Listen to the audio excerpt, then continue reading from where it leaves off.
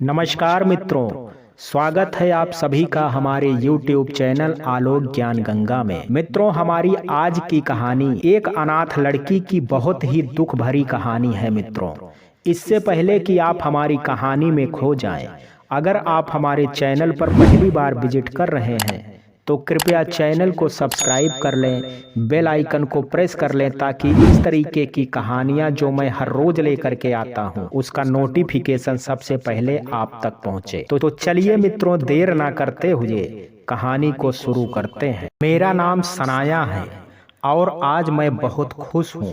और जानते हो मेरी खुशी की वजह क्या है? आज मेरा डॉक्टर बनने का सपना पूरा हो गया है। आप जानते हो कि इस दिन का मैंने वर्षों से इंतजार किया है। आज मेरा हॉस्पिटल में पहला दिन है। सच कहूं तो अंदर से थोड़ा डर लग रहा है कि ना जाने मेरा पहला दिन कैसा होगा। गुड मॉर्निंग मैम, नर्स ने कहा। गुड मॉर्निंग मैम, सनाया ने कहा। आप यहाँ की न्यू डॉक्टर हैं? Doctor Sanaya, right, yes ma'am, welcome to the hospital. Thank you. आज हॉस्पिटल इतना खाली क्यों है? बाकी डॉक्टर कहाँ हैं? मैम, आज कोई पेशेंट नहीं है, इसलिए सभी डॉक्टर छुट्टी पर हैं। ओके, आप मुझे मेरा केबिन दिखा दीजिए। मैम, ये रहा आपका cabin. Wow, so beautiful, this is my cabin. Yes ma'am, अगर आपको कुछ भी चाहिए तो आप टेबल पर रखी बेल बजा दीजिएगा या फिर कॉल करिएगा, मैं आ जाऊंगी। Okay, thank you sister.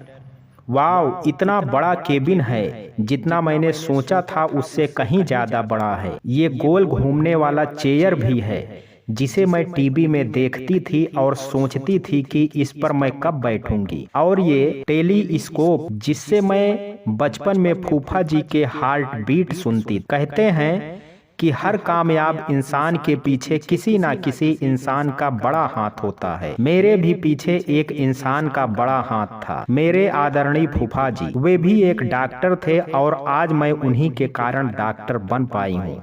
मैं 5 साल की थी जब मेरे मॉम डैड की कार एक्सीडेंट में मौत हो गई थी। मेरे माता पिता के गुजरने के बाद उन्होंने मेरी देखभाल की थी। मैं अपने अतीत के पन्नों में अभी खोई ही थी कि एक रोने की आवाज मेरे कानों में पड़ी। चीखती आवाज बाहर से आ रही थी। मैंने टेबल पर रखा बेल बजाया और सिस्टर अंदर आई। मैंने पूछा, सिस्टर बाहर कोई रो रहा है क्या? यस मैम, एक हस्बैंड वाइफ हैं जो एक 8 साल की बच्ची को लेकर के आए हैं जो कि काफी नाजुक हालत में है। आपने सीनियर डॉक्टर को फोन किया? यस मैम, मैंने डॉक्टर निशांत को फोन किया है, लेकिन वो शहर से दूर हैं। उन्हें आने में 3 घंटे लग जाएंगे। ओहो, अब एक काम करिए, मुझे उस बच्ची के पास ले चलिए। Sure ma'am. मैंने उस मासूम बच्ची को देखा जिसका नाम मिट्टी था। छोटी सी मिट्टी के शरीर पर गहरे जख्म देखकर मैं स्तब्ध थी। उसके जख्मों को देखकर ऐसा लग रहा था जैसे किसी ने बड़े बेदर्दी से पिटाई की हो। उसके शरीर का ऐसा कोई हिस्सा नहीं था जिस पर जख्म का निशान ना हो। उसकी बेहोशी हालत को देखते हुए मैंने तुरंत सिस्टर से कहा, प्लीज इस बेबी को तुरंत आईसीयू में शिफ्ट करो। ओके मैम, सिस्टर ने कहा। मैंने खड़े हस्बैंड वाइफ से पूछा, इस बच्ची को चोट कैसे लगी? उन्होंने कहा, मीठी छत पर खेल रही थी और खेलते वक्त उसका पैर फिसला और छत से नीचे गिर गई। दोनों मियाँ बीबी ने बड़े सफाई के साथ झूठ बोल दिया। उनके चेहरे पर झूठ साफ झलक रहा था।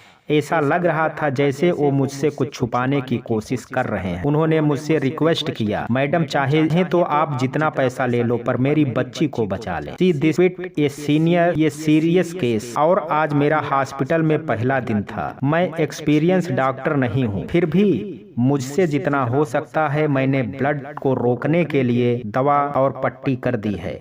आप हिम्मत रखिए सीनियर डॉक्टर निशांत अभी आते ही होंगे, मैंने कहा। अभी मैंने उनको हिम्मत दी ही थी कि सिस्टर ने मुझे अर्जेंट आईसीयू में आने को कहा। मैंने अंदर जाकर देखा तो मिट्टी की सांसें ऊपर नीचे हो रही थी। मैंने उसके हाथों को सहलाया तो उसने मेरा हाथ पकड़ लिया। 8 साल की मासूम बच्ची मिट्टी जो जिंदगी और मौत के बीच लड़ रही थी, उसे देखकर ऐसा लग रहा था जैसे वो मुझसे कुछ कह रही हो। मैं जीना चाहती हूँ, मुझे बचा लो। मुझसे मिट्टी का दर्द देखा नहीं गया। मैंने तुरंत सिस्टर से कहा, आप तुरंत ऑपरेशन की तैयारी शुरू कीजिए। लेकिन मैम, मैं डॉक्टर निशांत का कब अब और वेट नहीं कर सकती। मैं इस छोटी बच्ची को मरते हुए नहीं देख सकती। लेकिन मैम, ये काफ़ी सीरियस ऑपरेशन है और आपको एक्सपीरियंस भी नहीं है। अगर उसे कुछ हो गया तो हम सीनियर डॉक्टर को क्या जवाब देंगे। एक छोटी सी बच्ची जिंदगी और मौत के बीच लड़ रही है और सारे डॉक्टर छुट्टी पर हैं। क्या उन्होंने छुट्टी पर जाने से पहले सोचा था कि अगर कोई पेशेंट उनके ना होने पर मर गया तो पेशेंट के परिवार का क्या होगा? उसकी मौत की जिम्मेदारी कौन लेगा? डॉक्टर को लोग भगवान मानते हैं। अगर हम ऐसी गलती करेंगे तो फिर कैसे चलेगा? सिस्टर, आप चिंता मत कीजिए। सीनियर डॉक्टर को जो भी जवाब देना होगा मैं दे दूंगी और इस बच्ची की जिम्मेदारी मैं लेती हूँ। आपसे जितना कहा गया है उतना करिए। ओके मैम, मैं पहली बार एक डॉक्टर को देख रही हूँ जिसे रूल्स से ज्यादा पेशेंट की चिंता है, सिस्टर ने कहा। रूल्स तो बनते और टूटते रहते हैं, पर जिंदगी बार बार नहीं मिलती है। इसलिए मैं एक रूल्स के लिए पेशेंट की जिंदगी खतरे में नहीं डाल सकती। आई होप यू अंडरस्टैंड, मैंने कहा। यस मैम, सिस्टर ने कहा। अब बातें करना छोड़िए और जो कहा है वो जल्दी से करिए, मैंने कहा। ओके मैम, सिस्टर ने डॉक्टर से कहा। मैंने आईसीयू के बाहर देखा। वो महिला बड़ी विचित्र प्रकार से रो रही थी और खड़ी हमारी बातें सुन रही थी। मैंने उससे पूछा, मीठी की क्या लगती हैं? उसने कहा, मैं मीठी की बुआ हूँ।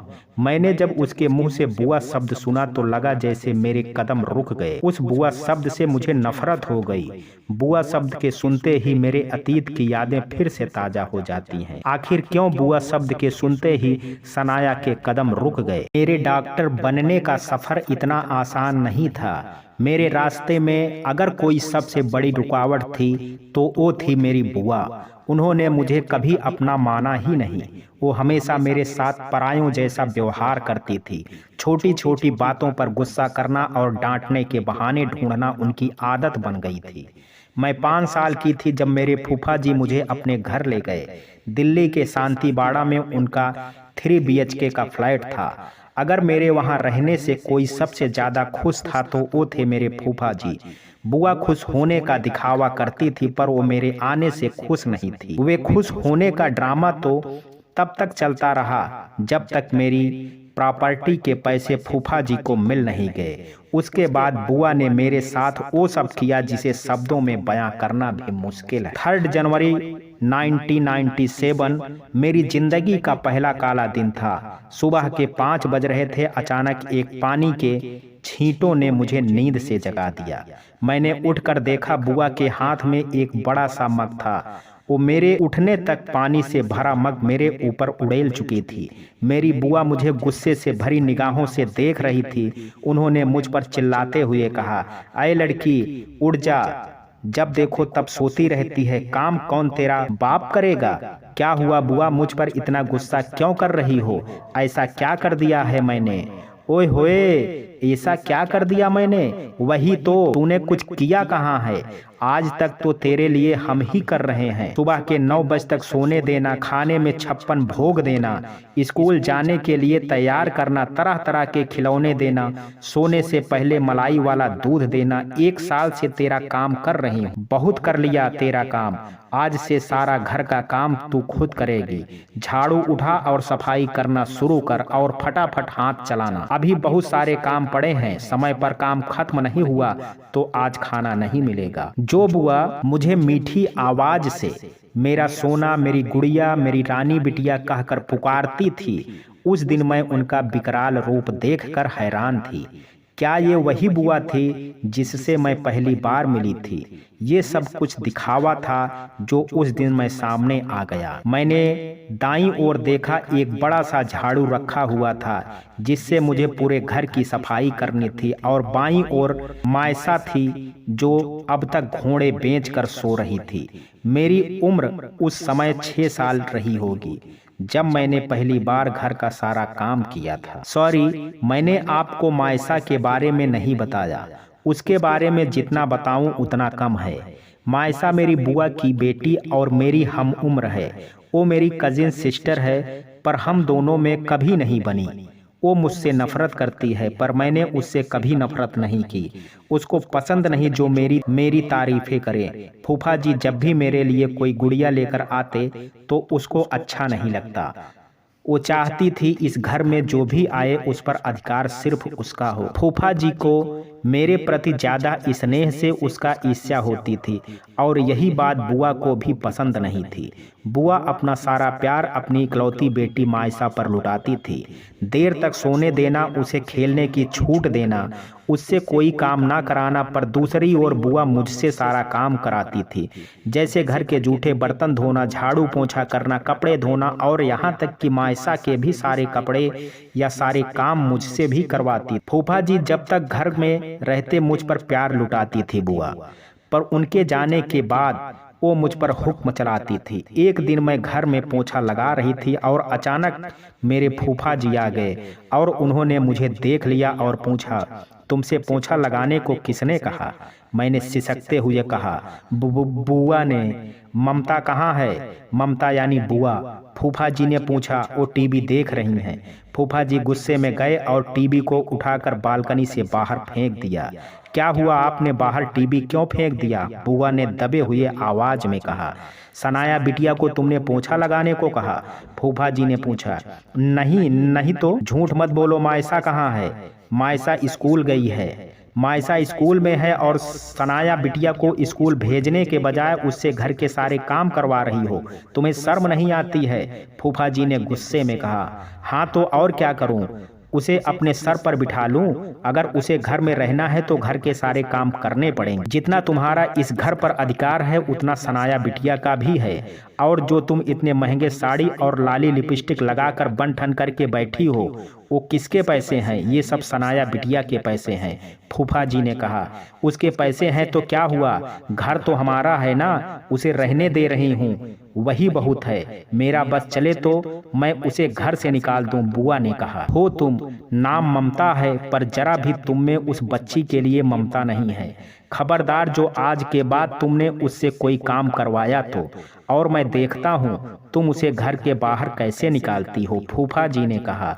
फूफा जी के डांटने के बाद बुआ गुस्से में बाहर आई और मुझ पर चिल्लाते हुए कहा, ये सब तेरे कारण हो रहा है। आज मैं तुझे घर से बाहर निकाल कर ही रहूंगी। उन्होंने मेरा हाथ पकड़ा और मुझे घर से बाहर निकालने लगी। लगता है तू ऐसे नहीं मानेगी। फ्री का खाना खा खा के तेरी चर्बी बढ़ती जा रही है। आज तेरी सारी चर्बी निकालता हूँ। सनाया बिटिया तुम स्कूल जाओ, इसे मैं आज ठीक करता हूँ, फूफा जी ने कहा। उस दिन मेरे फूफा जी ने बुआ की जमकर पिटाई की और मुझे बड़ा मजा आया। सच कहूँ तो मुझे थोड़ा बुरा लगा, पर मेरी बुआ मोटे चर्बी की थी, उन्हें कहाँ फर्क पड़ने वाला था। कुछ दिनों तक सब ठीक रहा, फिर बुआ पहले भी से भी खतरनाक हो गई और सतर्क भी हो गई। मैं जब भी किसी बच्चे को उसके पेरेंट्स के साथ देखती थी तो मुझे मेरे मॉम डैड की याद आती थी। एक दिन मैं छत पर उदास बैठी थी और मेरे सामने फूफा जी आ गए। देखो बेटा, तुम्हारे लिए फूफा जी क्या लाए हैं। फूफा जी ने मुझे चॉकलेट दिखाते हुए बड़े प्यार से कहा। मैंने कुछ नहीं कहा और अपना सर दूसरी ओर घुमा लिया। क्या हुआ, बुआ ने कुछ कहा है? नहीं, मैंने कहा। तो फिर जरूर मॉम डैड की याद आ रही है, राइट? मैंने अपना सर हाँ में हिलाया। मेरे डैड अक्सर मुझे अपने कंधों पर बैठाकर घुमाया करते थे और ये बात मेरे फूफा जी को पता थी। उन्होंने ठीक वैसा ही किया। उन्होंने मुझे अपने कंधे पर बिठाया और ग्राउंड के 2 चक्कर लगाए। मुझे उस दिन बड़ा मजा आ रहा था। मैं हंस रही थी और मेरे साथ वहाँ खड़े लोग भी हंस रहे थे। ऐसे थे मेरे फूफा जी। उन्होंने मुझे कभी एहसास नहीं होने दिया कि मेरे मॉम डैड साथ नहीं हैं। मेरे मॉम डैड जब थे तो हर साल मेरा बर्थडे मनाया करते थे और मेरे बर्थडे पर बड़ी पार्टी दिया करते थे। लेकिन जब से मैं दूसरों की बर्थडे पार्टी देखती हूँ, हर साल मेरी बुआ मायरा का बर्थडे मनाती हैं, पर मेरा बर्थडे बुआ नहीं मनाती थी। मेरा 11वां बर्थडे मुझे आज भी याद है, 27 दिसंबर, ठीक सलमान खान वाले बर्थडे के दिन। रात के 12 बज रहे थे। किसी ने मुझे धीरे से आवाज दी, सनाया सनाया। अचानक आई आवाज ने मुझे नींद से जगा दिया। मैं डरी सहमी धीमे कदमों से उस आवाज की ओर आगे बढ़ी। अचानक मैंने अपने दाईं ओर परछाई देखी। मैं जैसे ही उसके पास गई तो परछाई अचानक गायब हो गई। मेरी धड़कनें काफी तेज हो गई और डर पहले से भी ज्यादा लगने लगा था। मैंने अचानक सर जैसे ही बाईं ओर घुमाया, अचानक एक भूत मेरे सामने आ गया और उसने मुझ पर हमला कर दिया। मैं चिल्लाई, बचाओ बचाओ। उसके बाद रूम की लाइट ऑन हो गई और सभी ने मुझे बर्थडे विश किया। वो भूत कोई और नहीं, मेरे फूफा जी थे। उस दिन फूफा जी ने मेरे लिए बर्थडे का सरप्राइज प्लान किया था। वाकई इस डरावने सरप्राइज को मैं पूरी जिंदगी नहीं भूल सकती। खाने को मिले और ढेर सारे गिफ्ट भी। मैं उन सभी मोहल्ले वासियों को भी थैंक यू बोलती हूँ जिन्होंने मेरे बर्थडे को यादगार बनाने में मदद की। उस दिन तो कमाल की बात रही कि ना चाहते हुए भी बुआ ने डांस किया। मेरे फूफा जी को पेशेंट के इलाज के लिए अगले दिन पांडिचेरी जाना पड़ा, करीब 1 महीने के लिए। मेरी बुआ इसी मौके की तलाश में थी। उनके जाते ही वो अपने असली रूप में आ गई। मेरे बर्थडे में मुझे ढेर सारे खिलौने मिले थे। उन्होंने मेरे सारे खिलौने को तोड़ दिया और कहा, बड़ी आई है बर्थडे मनाने वाली, खिलौने से खेलेगी? अब खेल के दिखा, आज तू घर का सारा काम करेगी। फूफा जी से मेरा शिकायत करती थी ना, आज देखती हूँ तुझे मुझसे कौन बचाता है। बुआ मुझसे उस दिन घर का सारे काम करवाई और मैं चुपचाप काम करती रही। उन्होंने मुझे खाना भी नहीं दिया। उस दिन मुझे पानी पीकर सोना पड़ा। मैं 36 घंटे तक भूखी रही। मेरी बिगड़ती हालत को देखकर बुआ ने मेरी ओर रोटी का टुकड़ा फेंका और कहा, फटाफट खाना खत्म कर और बर्तन साफ कर। जी बुआ जी, मैंने कहा। बुआ मुझे रोज सुबह शाम 2 सूखी रोटी और नमक दिया करती थी।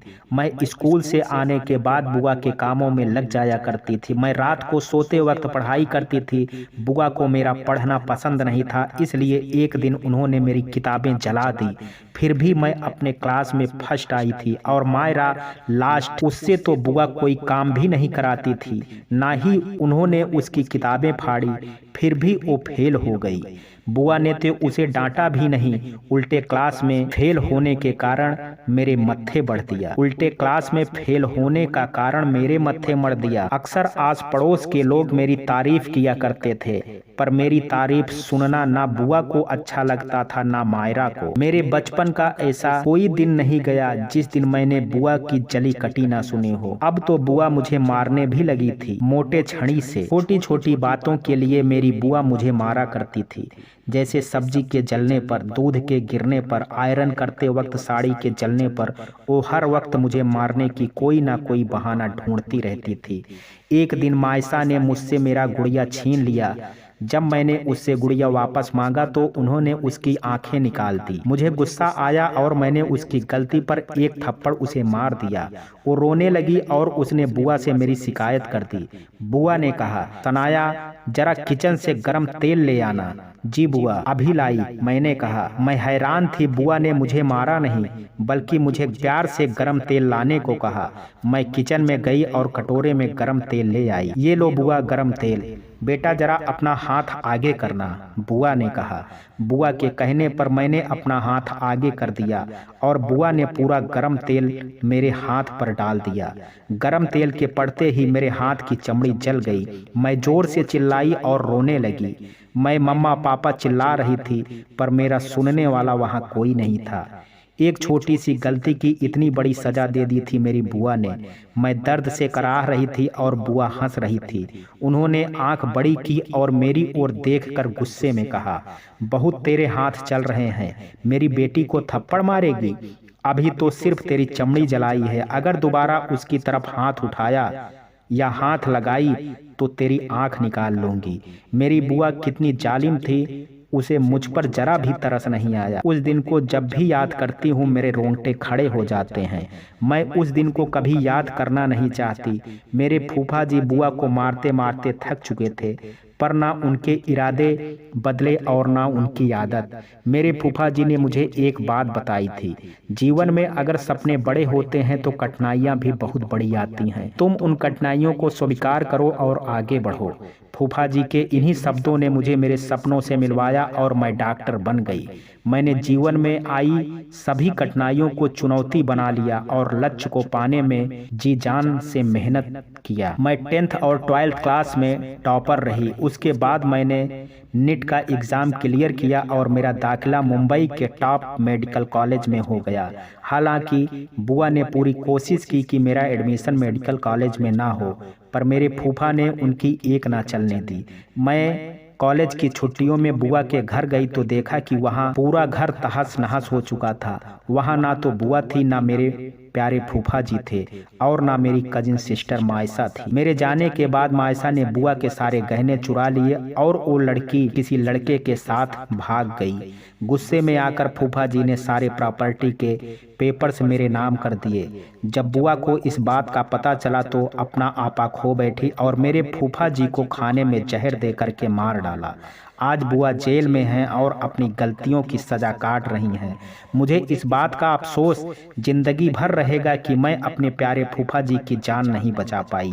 आज भी वो मेरे साथ होते तो उन्हीं बताती कि मैं आपकी बेटी से डॉक्टर बन गई हूँ। फूफा जी मुझे आशीर्वाद दीजिए कि मैं आज मिट्टी की सर्जरी करने में 100% कामयाब हूँ।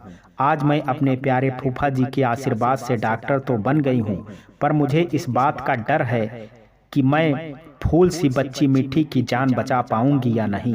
कहीं मेरा अस्पताल का पहला दिन आखिरी दिन ना बन जाए। I hope everything will be fine. I believe that God will help me to save the baby girl. मैं ऑपरेशन थिएटर में थी। घड़ी की सुई के साथ सबकी धड़कनें तेज चल रही थी। अस्पताल के सभी स्टाफ मिठी की जान बचाने के लिए प्रार्थना कर रहे थे। मेरी लाइफ की फर्स्ट सर्जरी और वो भी एक छोटी सी बच्ची की।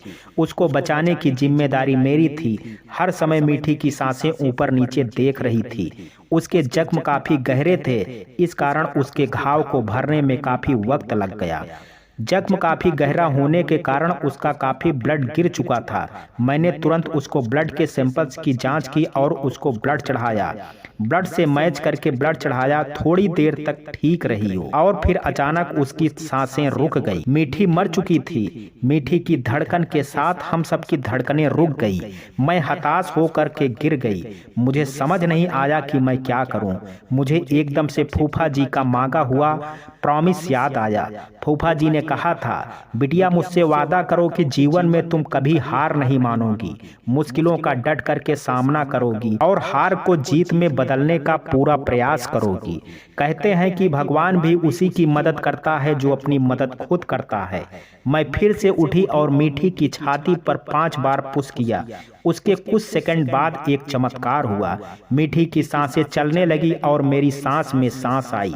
3 घंटे तक चले लंबे ऑपरेशन के बाद मीठी की जान बच गई। मैं ऑपरेशन थिएटर के बाहर आई और मीठी की बुआ और फूफा को खुशखबरी दी।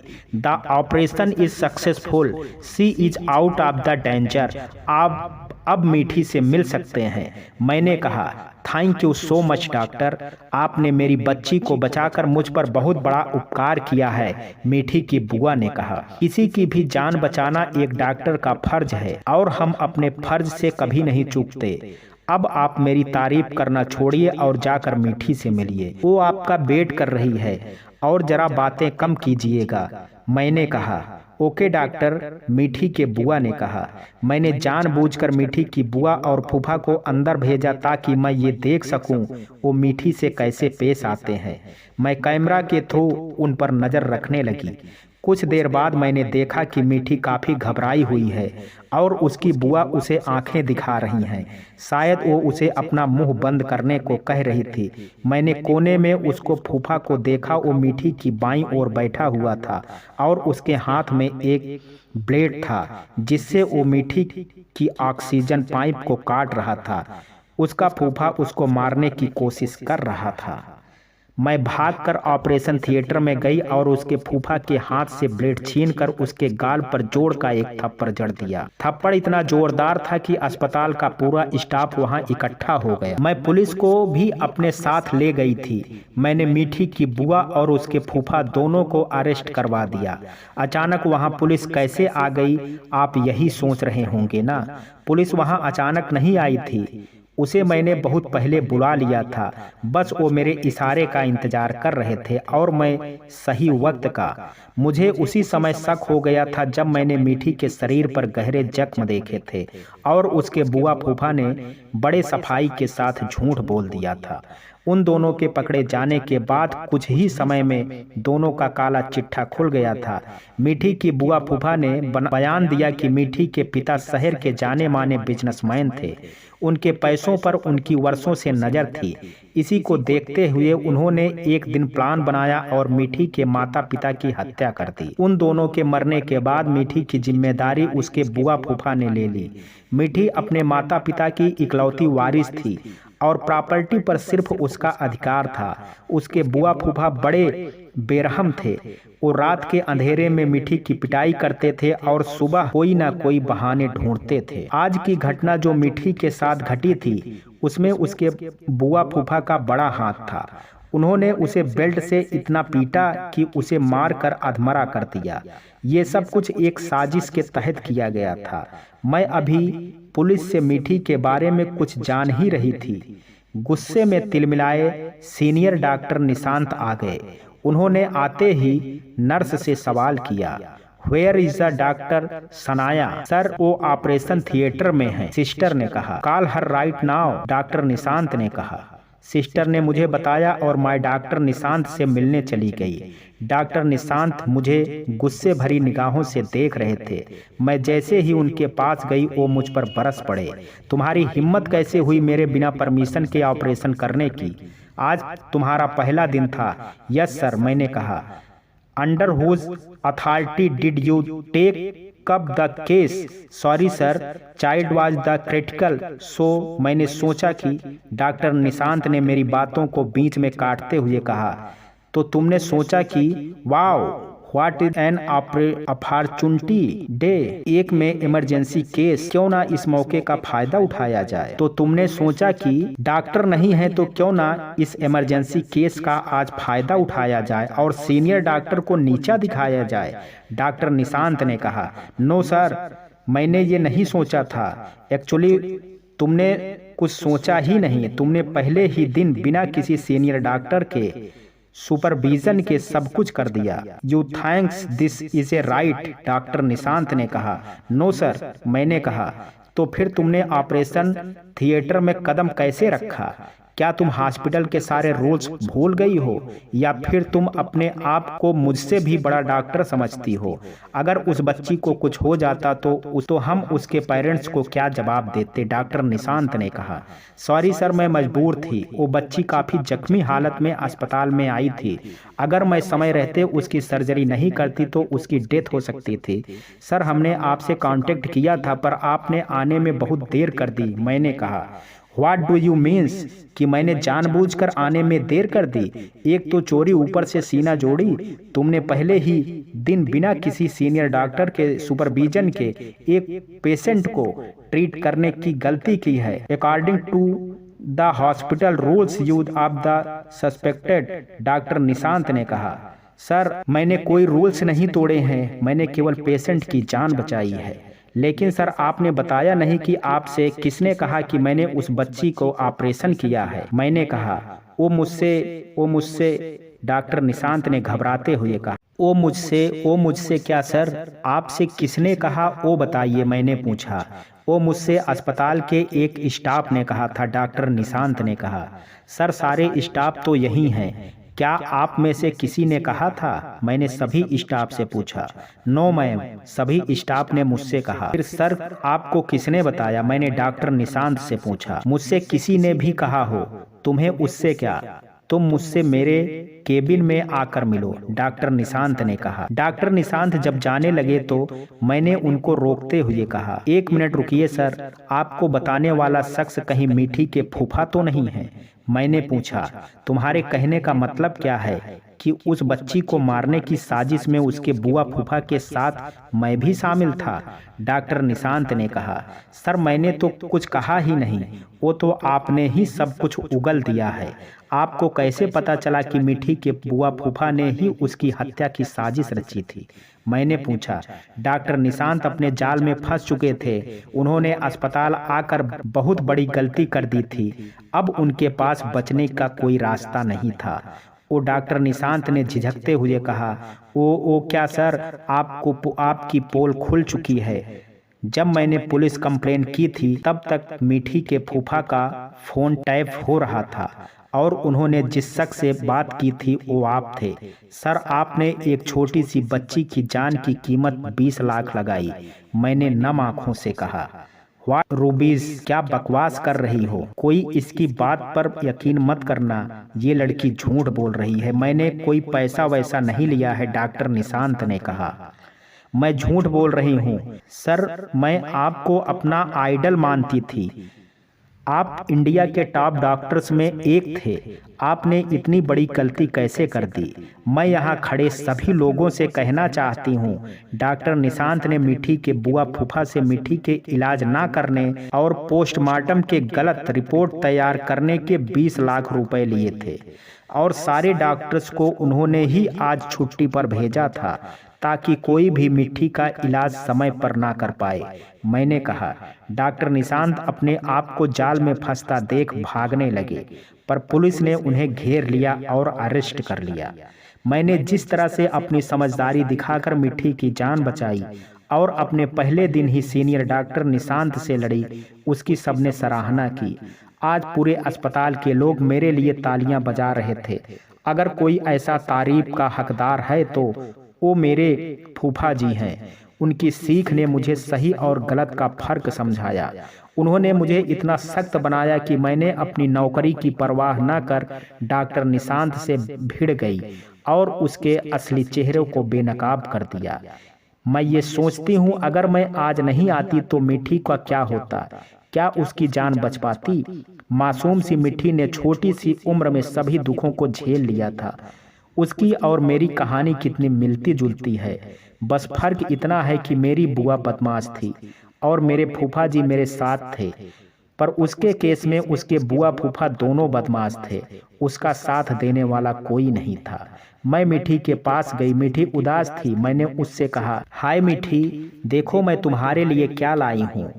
Hot chocolates, you love it ना?